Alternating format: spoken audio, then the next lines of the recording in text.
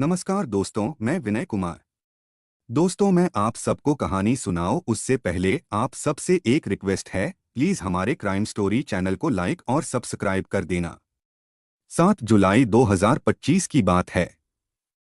सुबह के यही कोई 4 बजे का वक्त रहा होगा। बिजली गुल होने के बाद बिहार के मुजफ्फरपुर जिले के माड़ीपुर गांव की रहने वाली सबा फिरदौस की आंखें खुलीं। उसने अपने पति के कमरे में जाकर देखा। पति को देखते ही उसकी जोरदार चीख निकल गई। उसका पति मुमताज अहमद औंधे मुंह फर्श पर पड़ा हुआ था। उसके आसपास का फर्श खून से लाल था। उसका सारा कमरा अस्तव्यस्त था। कहीं पर कपड़े पड़े हुए थे तो कहीं पर कुछ और कहीं पर सामान। कमरे का हाल देखकर वह बदहवास सी होकर जोर जोर से चीखने लगी, बचाओ बचाओ, किसी ने मेरे पति का खून कर दिया। सुबह सुबह सबा फिरदौस के रोने चीखने की आवाज सुनकर पड़ोसी भी इकट्ठा हो गए थे। घर में शोर शराबे की आवाज सुनकर उसके तीनों बच्चे भी उठकर अपने अब्बू को देखकर रोने लगे थे। पति के कमरे की हालत देखते ही सबा ने रोते हुए अपने पति के बड़े भाई मुश्ताक अहमद को फोन कर सूचना दी। सूचना पाते ही मुश्ताक मुमताज के घर पहुंचा। इसके बाद मुश्ताक ने अपने अन्य परिवार वालों को इसकी जानकारी देने के बाद पुलिस को भी सूचना दे दी। सुबह सुबह हत्या की सूचना पाते ही काजी मोहम्मदपुर थाने के SHO Jayprakash Singh police team के साथ घटनास्थल पर पहुंचे। मुमताज अपने कमरे में पेट के बल पड़ा हुआ था।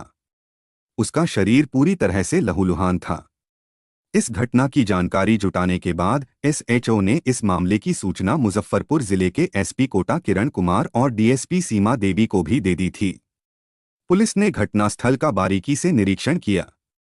जांच पड़ताल के दौरान पता चला कि हत्यारे पड़ोसी की छत के सहारे मकान के फर्स्ट फ्लोर के दरवाजे की जाली और ताला काटकर कमरे में अंदर घुसे और फिर लूटमार करने के बाद मुमताज की हत्या कर फरार हो गए थे।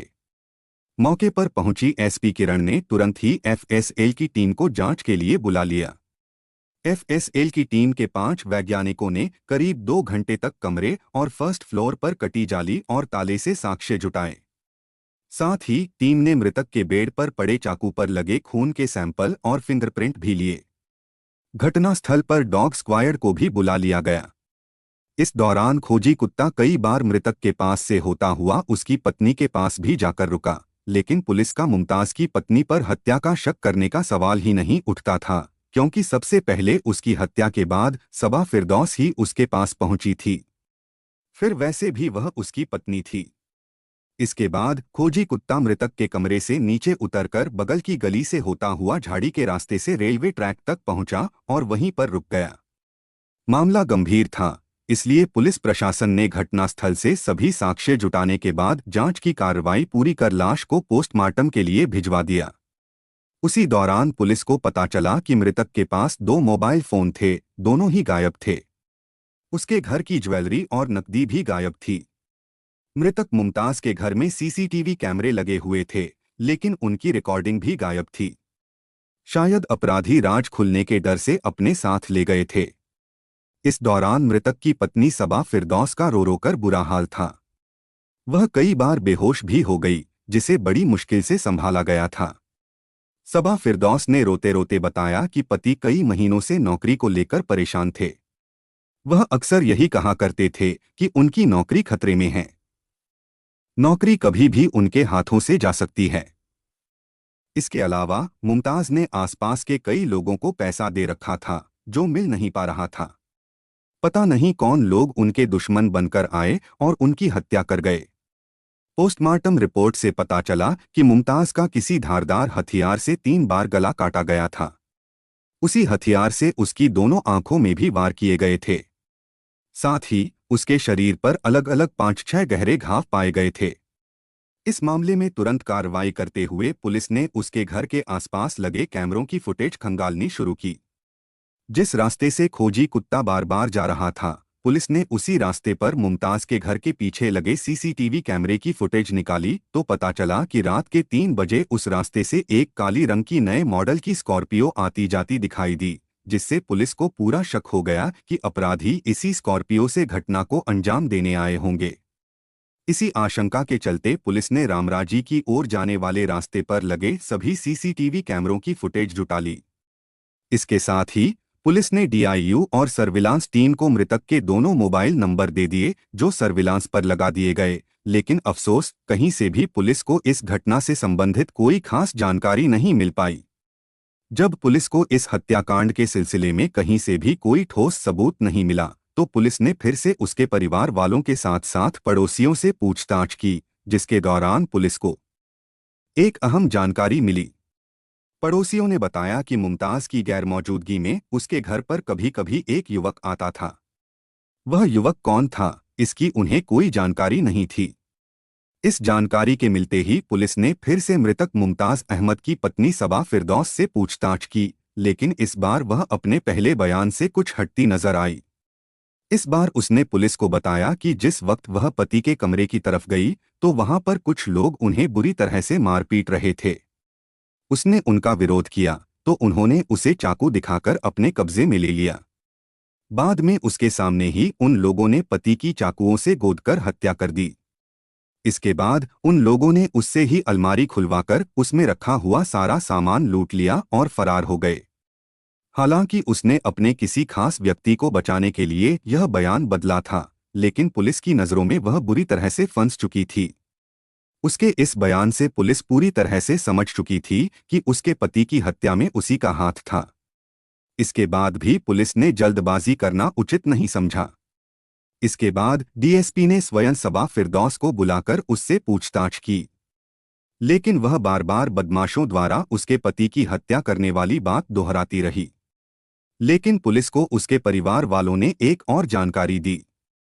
उन्होंने बताया कि मुमताज के साथ उसका छोटा भाई भी रहता था, जिसे सबा फिरदौस ने एक दिन पहले ही अपनी रिश्तेदारी में भेज दिया था। इसके बाद उसने अपने देवर से कहा था कि वह रात में वहीं पर रुके। इस जानकारी के मिलते ही पुलिस ने इस बारे में उसके देवर से पूछा, तो उसने पुलिस को बताया कि भाभी ने ही उसे यह कहकर भेजा था कि आज रात तुम वहीं पर रुक जाना। लेकिन पुलिस के लिए यह जानकारी भी अधूरी ही थी। फिर भी पुलिस का उस पर शक पूरी तरह से गहरा गया था। इसके बाद पुलिस ने उसका मोबाइल जब्त कर लिया। सबा फिरदौस का मोबाइल अपने कब्जे में लेते ही पुलिस ने सबसे पहले उसके गूगल सर्च पर क्लिक किया। क्लिक करते ही उसकी सारी जानकारी सामने आ गई। कुछ दिन पहले ही सबा फिरदौस ने गूगल पर सर्च किया था कि हत्या कैसे करनी चाहिए। इससे सब कुछ साफ हो गया था कि सबा फिरदौस ने अपने पति को मौत की नींद सुलाने का तरीका गूगल पर ही सर्च किया था। जब पुलिस ने सबा फिरदौस के खिलाफ कई सबूत जुटा लिए, तो उससे सख्ती से पूछताछ की। पुलिस की सख्ती के आगे सबा फिरदौस ज्यादा वक्त तक टिक न सकी। फिर उसने पुलिस को सब कुछ साफ साफ बता दिया था। पुलिस पूछताछ में सबा फिरदौस ने बताया कि उसने पढ़ लिख कर जीवन में अफसर बनने का सपना देखा था। उसने मुमताज अहमद से इसलिए निकाह किया था कि उसके साथ शादी करने के बाद उसके सारे सपने पूरे हो जाएंगे, लेकिन शादी के बाद पता चला कि मुमताज का किसी दूसरी महिला के साथ अफेयर चल रहा है। मुमताज शादी के बाद उससे पहले जैसा प्यार भी नहीं करता था। उसे डर था कि कहीं मुमताज उस महिला के चक्कर में आकर उसकी हत्या न कर डाले। इसी डर की वजह से उसने उसकी हत्या करने का प्लान बनाया। उसके लिए उसने गूगल और यूट्यूब पर हत्या करने के नए नए तरीके सीखे। फिर एक दिन योजना के तहत उसकी हत्या कर दी। हालांकि पुलिस पूछताछ के दौरान सबा फिरदौस ने अपना जुर्म कबूल करते हुए पति की हत्या करने वाली बात स्वीकार कर ली थी। लेकिन पुलिस क्या कोई भी इंसान उसकी बात से सहमत नहीं हो पा रहा था। उसका कारण था कि मुमताज अहमद एक हट्टा-कट्टा युवक था। वह अकेली उसकी हत्या कैसे कर सकती है, जबकि सबा फिरदौस ने पुलिस को बताया कि उसने पति के गहरी नींद में सोते ही तकिए से उसका मुंह दबाकर हत्या कर दी। दूसरी ओर मुमताज के मकान के ऊपर लगे दरवाजे पर जाली और उसका ताला कटा हुआ मिला था। सबा फिरदौस का मोबाइल तो पुलिस को मिल गया था, लेकिन मुमताज के 2 मोबाइल फोन कहाँ गायब हो गए थे। मुमताज की गैरमौजूदगी में उसके घर जो शख्स आता जाता था, वह कौन था और उससे सबा फिरदौस का क्या रिश्ता था। यह सब जानकारी पुलिस के गले की हड्डी बनी हुई थी।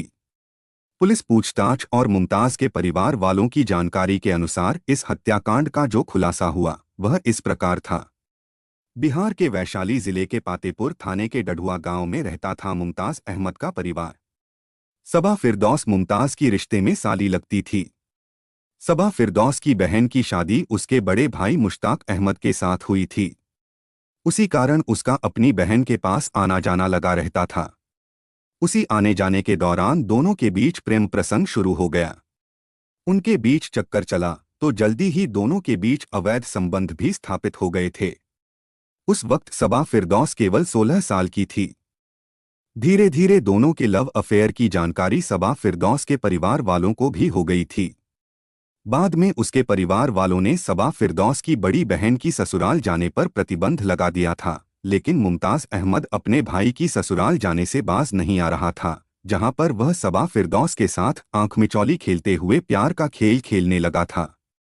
इसके बाद वह अपने परिवार वालों से भी सबा फिरदौस के साथ शादी करने की जिद करने लगा था, लेकिन मुमताज अहमद के घरवाले किसी भी सूरत में उसके साथ उसकी शादी करने को तैयार नहीं थे। इसके बाद भी मुमताज अपनी जिद पर अड़ा रहा, जबकि फिरदौस के परिवार वाले उसकी कम उम्र होने के कारण उसकी शादी करने को राजी नहीं थे। लेकिन सबा फिरदौस और मुमताज अहमद एक साथ जीने मरने की कसम खा चुके थे।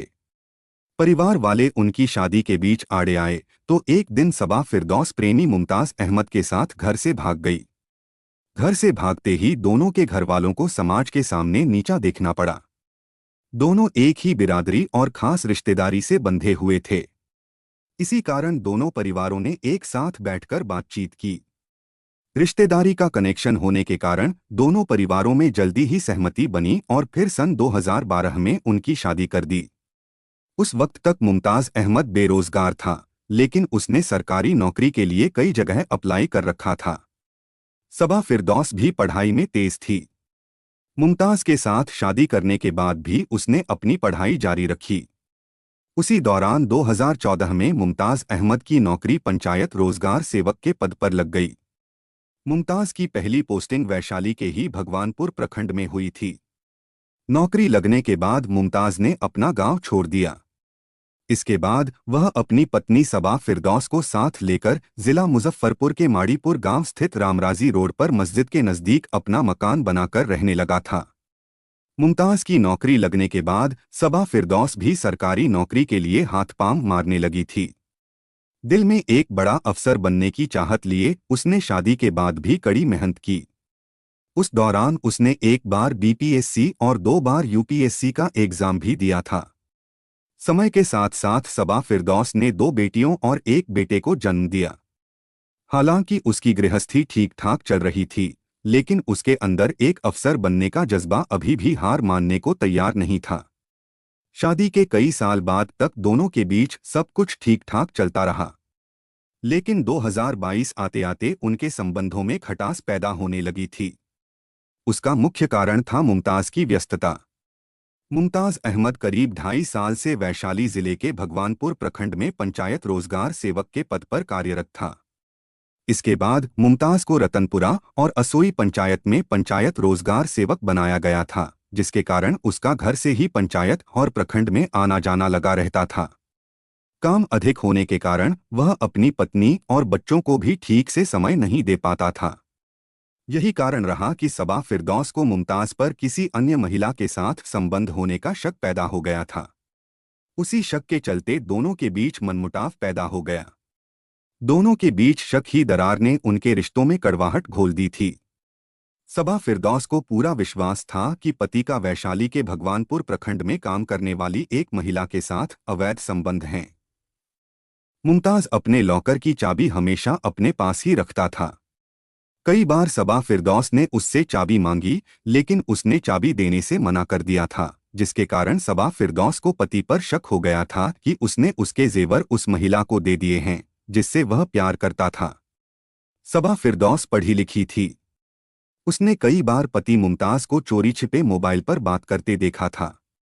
उसे पूरा शक था कि पति जरूर किसी अन्य महिला के प्यार के चक्कर में पड़ गया है। उसकी सच्चाई जानने के लिए उसके दिमाग में एक आइडिया आया। उसने अपने मोबाइल में मोबाइल ट्रैकर ऐप इंस्टॉल कर लिया ताकि वह घर बैठे ही पति की दिनचर्या पर पूरा ध्यान रख सके। मुमताज अहमद का काम ही कुछ ऐसा था, जहां पर रहते उसे दिन में तरह तरह के लोगों से मिलना होता था। उसमें स्त्री पुरुष दोनों ही होते थे। इसके बाद भी सबा फिरदौस पति के घर आते ही उससे तरह तरह के सवाल करने लगी थी। उसकी उसी बात से मुमताज को उस पर झुंझलाहट पैदा होने लगी थी, जिसके कारण दोनों के बीच मतभेद और बढ़ गए। इसके बाद सबा फिरदौस अपने एक रिश्तेदार के संपर्क में आ गई, जिससे वह अपना मन बहलाने के लिए मोबाइल पर बात करने लगी थी।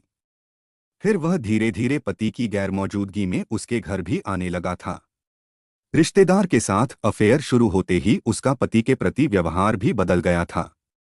वह हर वक्त उससे खफाखफा सी रहती थी, जिसके कारण मुमताज अहमद को भी उस पर शक होने लगा था। इस दौरान मुमताज ने कई बार उससे उसका मोबाइल मांगा, लेकिन फिरदौस ने उसे अपना मोबाइल दिखाने से साफ मना कर दिया था। वह अपने मोबाइल में लॉक लगाकर रखती थी। इसी कारण मुमताज को पत्नी पर शक हो गया कि वह उसकी गैरमौजूदगी में जरूर किसी से मिलती है। इस बात की पुख्ता जानकारी के लिए मुमताज अहमद ने अपने बच्चों को माध्यम बनाया। उसने अपने बच्चों से पूछा तो बच्चों ने साफ साफ बता दिया कि आपके पीछे हमारे घर एक अंकल आते हैं। इस जानकारी के मिलते ही मुमताज का पारा 7वें आसमान पर चढ़ गया, लेकिन उसने उस वक्त पत्नी से इस बारे में कोई बात नहीं की। वह किसी भी तरह से गुप्त रूप से उसकी हकीकत जानना चाहता था। वह कौन है और कहाँ रहता है। उस सच्चाई को जानने के लिए मुमताज ने अपने घर में सीसीटीवी कैमरे लगवा दिए, ताकि वह पत्नी की हर दिन की दिनचर्या देख सके। घर में सीसीटीवी लगते ही सबा फिरदौस भी सचेत हो गई थी।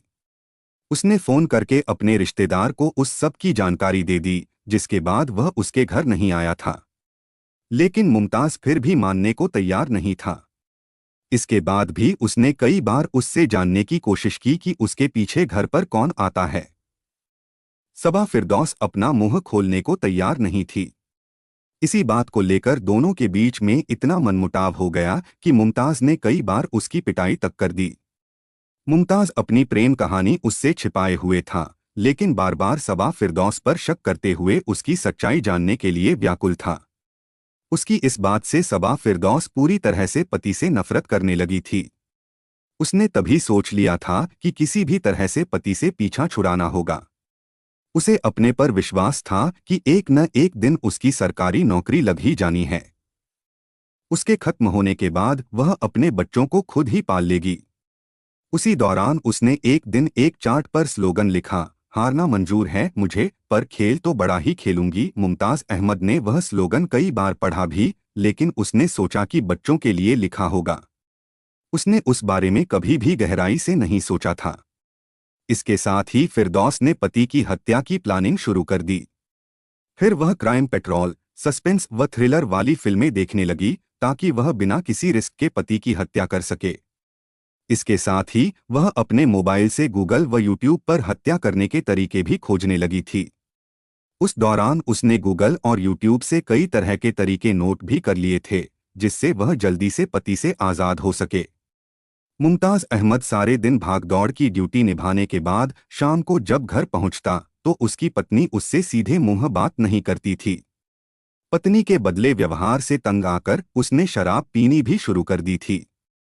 वह अपनी ड्यूटी से घर वापस आता और फिर खाना खाकर सो जाता था। उस दौरान तक वह पति की हत्या करने का पूरा प्लान बना चुकी थी। मुमताज हमेशा ही घर देर से पहुंचता था। सबा फिरदौस एक थ्रिलर फिल्म की भांति उसकी हत्या की स्क्रिप्ट लिख चुकी थी। उसने पति की हत्या से पहले ही ताले की चाबी खो जाने वाली बात कहते हुए किसी से कटर द्वारा उसे कटवा लिया था, ताकि वह मुमताज की हत्या के बाद अपनी योजना अनुसार उसे बदमाशों द्वारा काटना दिखा सके। पति की हत्या की पूरी स्क्रिप्ट तैयार करने के बाद फिरदौस ने 7 जुलाई 2025 को उसकी हत्या का दिन फिक्स कर दिया था।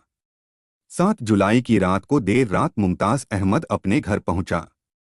आते ही उसने सबसे पहले शराब का पैग लिया। उसी दौरान किसी का फोन आया तो वह अपने फोन पर बात करते करते ऊपर की मंजिल पर चला गया। वह काफी देर तक फोन पर बात करता रहा।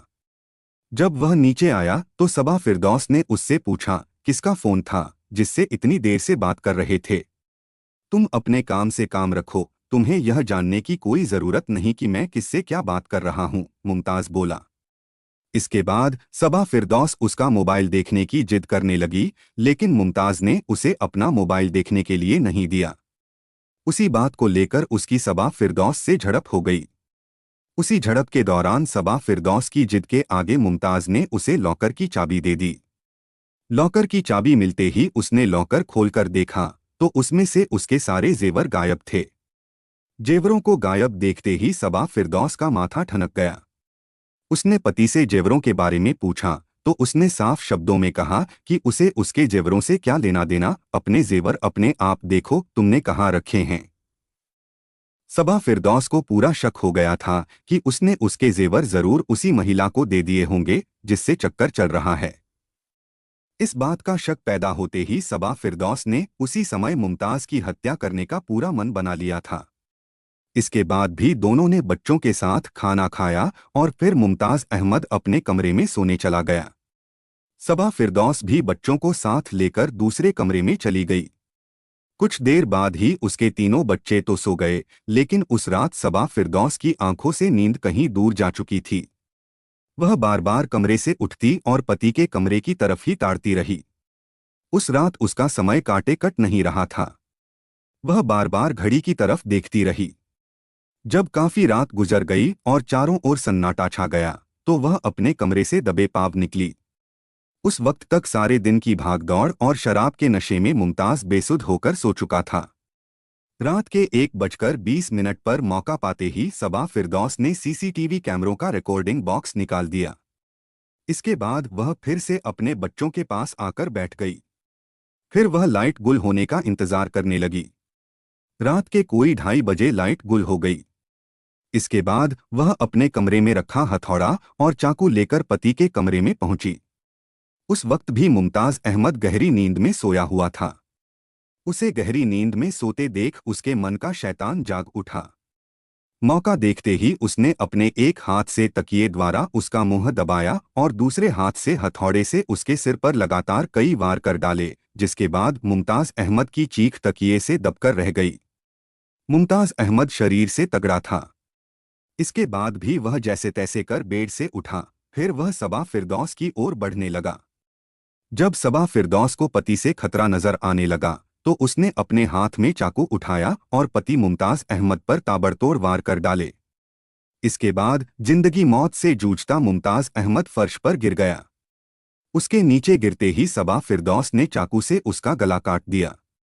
इसके साथ ही उसने पति की आंखों पर चाकू के कई वार कर डाले। कुछ देर तड़पने के बाद मुमताज ने दम तोड़ दिया। पति को मौत की नींद सुलाने के बाद फिरदौस ने अपने बच्चों को जाकर देखा तो तीनों गहरी नींद में सोए पड़े थे। इसके बाद उसने पति के दोनों फोन और डीवीआर उठाया और मकान की छत पर पहुंची। उसने रात का फायदा उठाते हुए पड़ोसियों की छत पर जाकर मुमताज के मोबाइल और डीवीआर को जंगल में फेंक दिया। फिर उसने अपने मकान की मुमटी पर लगे लोहे के दरवाजे की चाकू से जाली काटी और उसमें पहले से कटा हुआ ताला लगा दिया ताकि वह इस हत्याकांड को लूटमार की शक्ल देने में कामयाब हो जाए। इस पूरी घटना को अंजाम देने के बाद सबा फिरदौस ने अपने पहने कपड़े चेंज किए, अलमारी का सामान उसने कमरे में इधर उधर बिखेर दिया। इसके बाद वह अपने बच्चों के पास जाकर सो गई। जब उसे लगने लगा कि सुबह होने वाली है तब उसने अपने बच्चों को उठाया और फिर उसने पड़ोसियों के साथ ही अपने परिवार वालों को घर में लूटपाट और पति की हत्या होने की जानकारी दे दी। हत्या की सूचना पाते ही सबसे पहले उसके परिवार वाले उसके पास पहुंचे और फिर पुलिस भी पहुंच गई थी। पुलिस और परिवार वालों के मकान पर पहुंचते ही सबा फिरदौस ने अपने रोने धोने का नाटक शुरू कर दिया था। इस हत्याकांड के खुलते ही पुलिस ने आरोपी पत्नी सबा फिरदौस की निशानदेही पर मोबाइल और डीवीआर भी बरामद कर लिया था।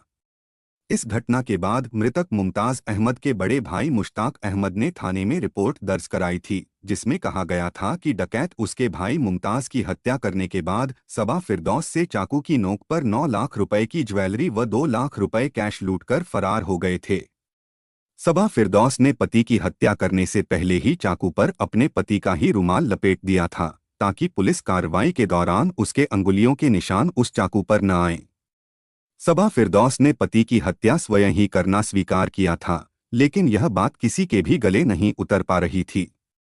सभी का मानना था कि इस हत्याकांड में उसकी सहायता करने वाला जरूर कोई रहा होगा। सबा मुमताज के घर पति की अनुपस्थिति में उससे कौन मिलने आता था? वह भी रहस्यमय बना हुआ था, जिसका राज सबा फिरदौस ने अपने दिल में छिपाए रखा था, जिसे वह पूरी तरह से बचाना चाहती थी। इस केस के खुलते ही पुलिस ने आरोपी सबा फिरदौस को कोर्ट में पेश कर उसे जेल भेज दिया, लेकिन उसने पति पर शक कर और अपनी प्रेम कहानी के चलते अपने साथ ही बच्चों का भविष्य भी अंधकारमय बना डाला। सबा फिरदौस की यह कहानी सुनना दर्दनाक है, लेकिन इसका मकसद किसी के दिल को ठेस पहुंचाना नहीं है। यह कहानी हमें चेतावनी देती है कि अविश्वास, ईर्ष्या और लालच इंसान को कितना क्रूर बना सकते हैं। सबा फिरदौस ने अपने अंदर के शक और नाराजगी को रोकने में विफल रही, और उसका परिणाम उसके पति और परिवार के लिए भयानक साबित हुआ। यह घटना हमें याद दिलाती है कि रिश्तों में भरोसा, ईमानदारी और संवाद ही सुरक्षा और जीवन की असली नींव हैं। अगर हम इन मूल बातों को अनदेखा करते हैं, तो प्यार भी मौत में बदल सकता है।